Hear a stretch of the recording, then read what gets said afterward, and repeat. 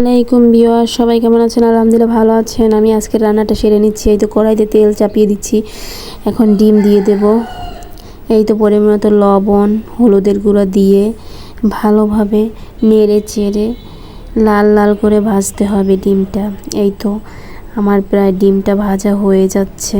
এই তো আমার ডিম ভাজা হয়ে গেছে, এখন নামিয়ে নেব। এই তো নামিয়ে নিচ্ছি।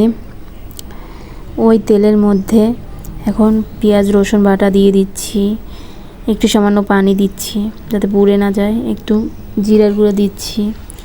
এই তো পরিমাণ মতো লবণ, হলুদের গুঁড়া, মরিচের গুঁড়া, জিরা ধনিয়া গুঁড়া দিয়ে দিচ্ছি। এখন কষানো হয়ে গেছে, ডিমটা দিয়ে নেড়ে চেড়ে পরিমাণ মতো ঝোল দিয়ে দেব। এই তো আমার ডিম রান্নাটা হয়ে গেল।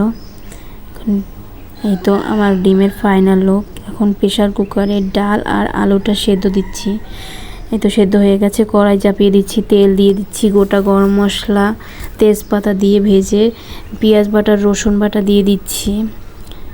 এই তো জিরা বাটা দিয়ে দিচ্ছি, দিয়ে এই তো আদা বাটা দিয়ে দিচ্ছি।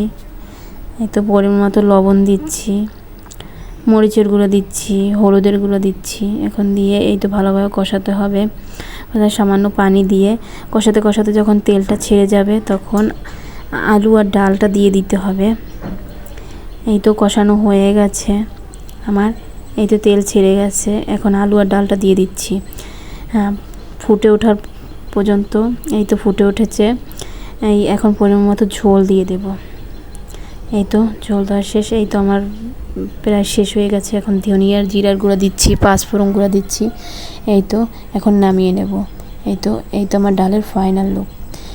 এখন কড়াইতে চাপিয়ে দিচ্ছি কচু শাক সেদ্ধ দিচ্ছি। এই তো সেদ্ধ প্রায় হয়ে গেছে। এই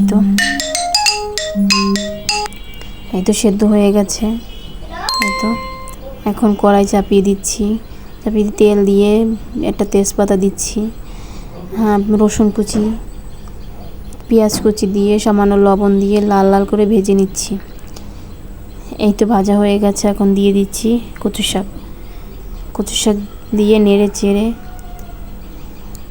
এই তো এখন একটা লেবু কেটে লেবুর রস দিয়ে দিচ্ছি যাতে গলা না ধরে। এই তো দিয়ে দিচ্ছি।